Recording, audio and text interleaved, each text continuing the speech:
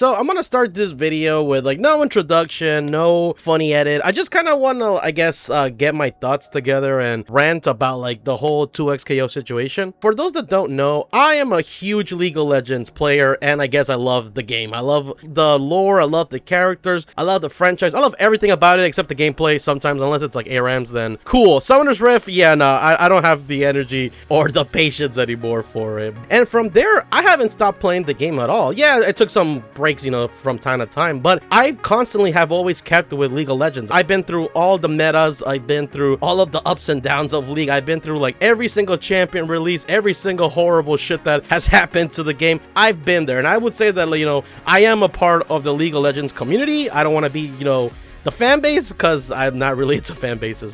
And I also want to premise this too. I am a fighting game player, okay? I'm not like super like competitive that I'm going to like, you know, tournaments. I'm going to like locals, I'm going to Evo. Nah, I just like playing, you know, fighting games to like the casual, intermediate level. I will go online, I will, you know, lab and stuff. So that statement that people say that like, you know, League of Legends player only want to play League of Legends, I think that statement is just bullshit and is like really retarded for people to say that, because I also have friends that they love League of Legends and they also play fighting games. And the fact that 2XKO couldn't like, you know, bring us to play it, I don't think that's our fault. That's more the game's fault. And you know, I have played a lot of fighting games. I played like Ultimate vs. Capcom 3, Dragon Ball Fighters, Tekken 5, 6, 7, Invincible Versus, Marvel Tokon. I played most of them, so don't, you know, try to be saying that like, oh, you were not the audience for this game, because hell well, I tried the game, I really tried to play the game, but at the end of the day, I just couldn't like it, and I also just could not find a reason to keep on playing it. And I think that's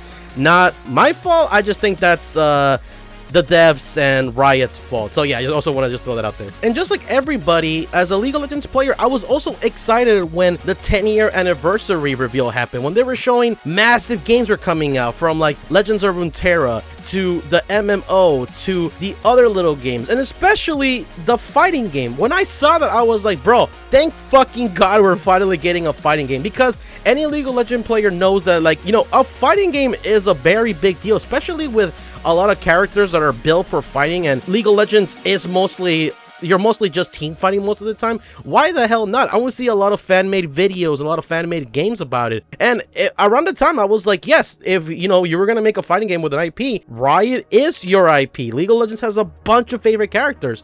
So I was hella excited when the game actually became Project L, and when the game came 2XKO, because I was like, dude, finally we get a fighting game. And this is the part where I also was kind of like a little bit like hesitant, and I guess like negative thoughts were filling my head, because if you're a League of Legends player, you kind of already know that like what happened to 2XKO, it was not the first time that Riot has done this. And essentially just history repeated itself, especially with the news that was the final nail in the coffin with like the massive layouts they got. I already saw what was going on.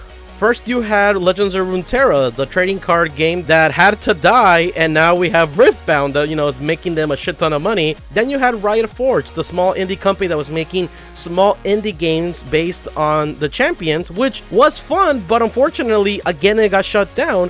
And Riot's fighting game was also the one that I was like, dude, I don't know if this is gonna shut down. Like, I was praying to God it didn't, but after the massive layoffs, it was like, nah, the writing is on the wall, dude. Like, this game is gonna shut down, as much as I am like praying, and I really hope that for its sake it doesn't. But again, here we are, and now people are wondering like, shit, if all three games are gone, the fuck are we gonna expect from the MMO? So as 2XKO essentially gets the high guard treatment, I kind of want to talk about, like, you know, my personal thoughts and opinions on like why 2XKO didn't work. And I think that the best way to describe 2XKO's death is essentially it was death by 1,000 cuts. A lot of people are gonna be trying to, you know, point fingers at like the major reason of failure that the game happened, but I think it was so many different little things that essentially ended up killing the game.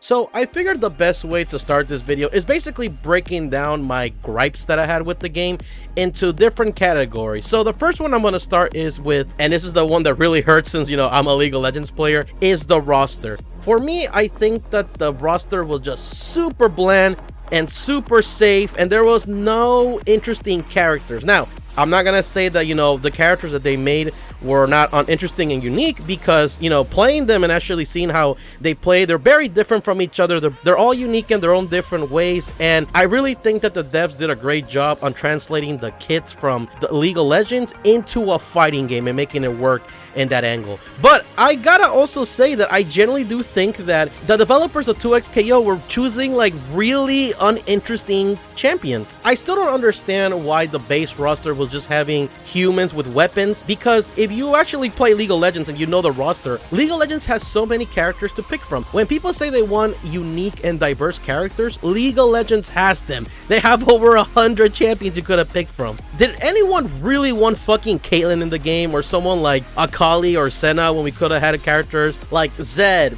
Fiddlesticks, Evelynn, Rengar, Kha'Zix, Rail, Volibear, Dr. Mundo, Pantheon, Fizz, Poppy, and I could have named more champions, but I feel like the crazy part also was the fact that they weren't choosing any, I guess, like fighting-oriented champions in the game.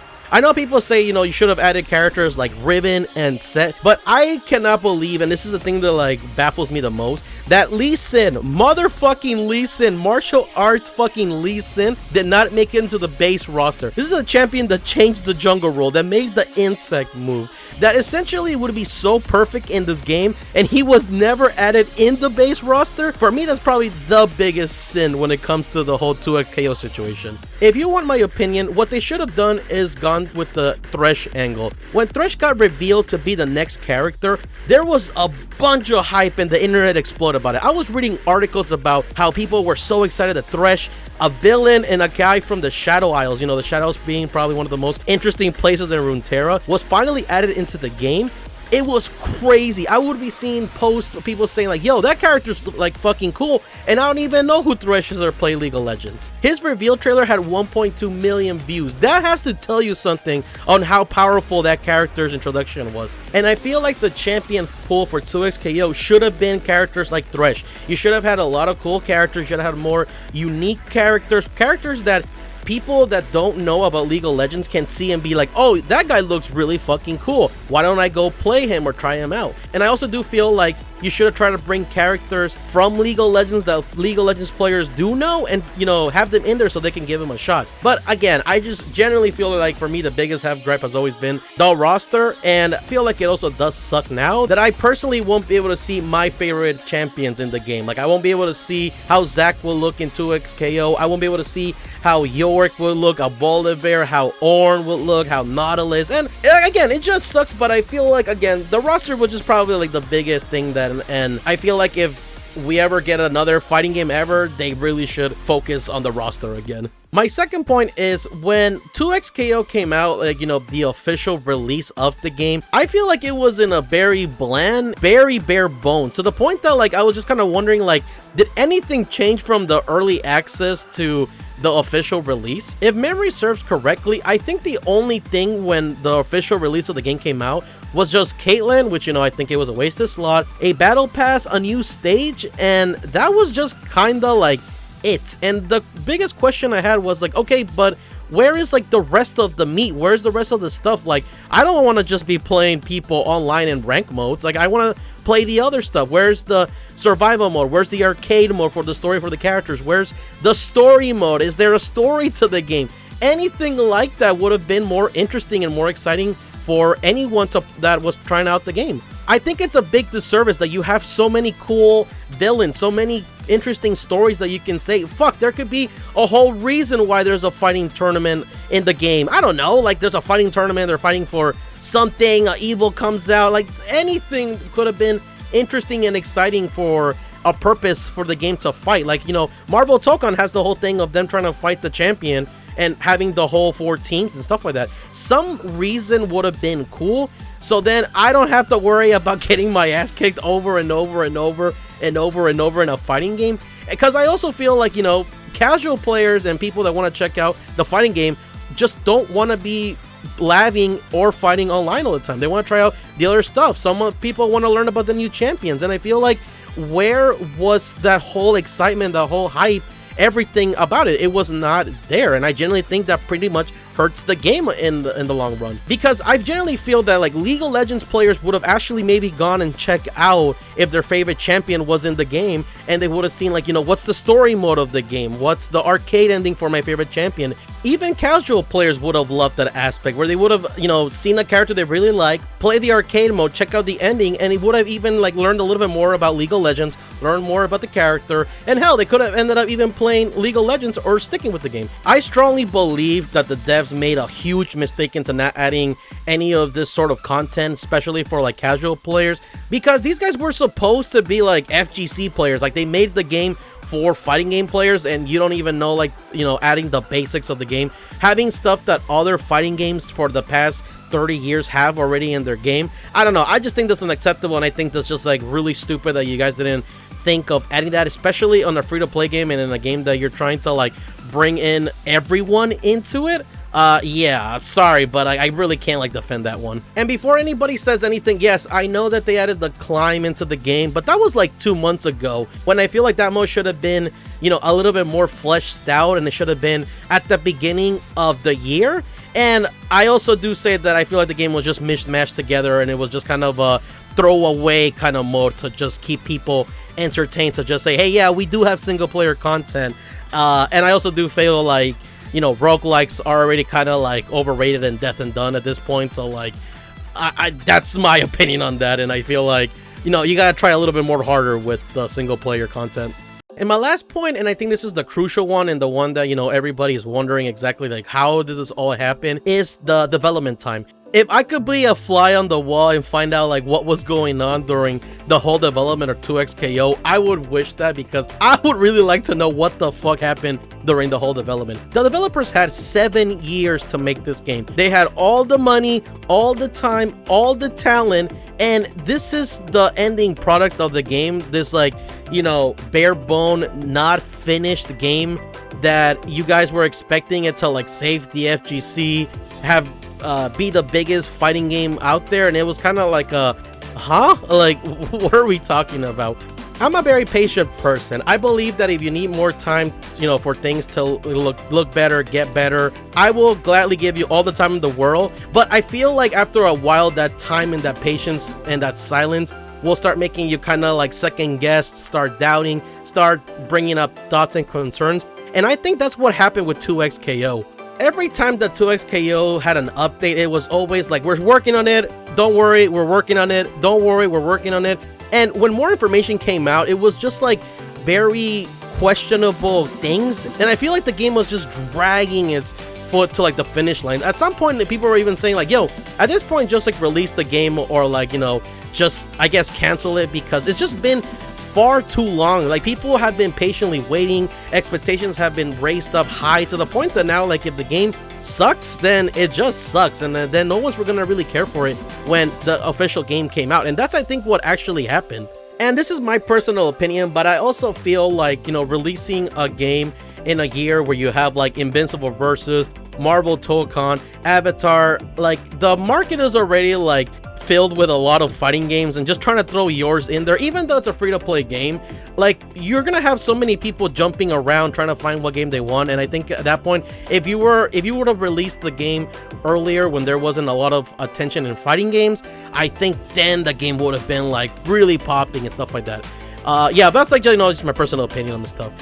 And to keep the video short, you know, and not making it like a 40-minute video, there's other reasons why the game failed, like, you know, the name being 2XKO and having no association with League of Legends, the marketing, the fact that no one knew when the game was officially out, appealing to the FGC and putting all your eggs on that basket. Because at the end of the day, all of the valid mistakes and all the valid reasons that the game had and all the failures of the game essentially is done and dead. And I really feel for the people that, you know, really liked the game, really were super excited about it, that some people were saying that the game changed their life. I really feel bad for those people, because even though I couldn't get into the game, I really was not wishing for the game to like shut down or vanish. I was actually happy for people that were enjoying the game, because at the end of the day, I love League of Legends, and having something that you love and are passionate about and other people learning about it and exploring it and getting into it is probably one of the best feelings out there. And I think that the craziest and most saddest part about this is the fact that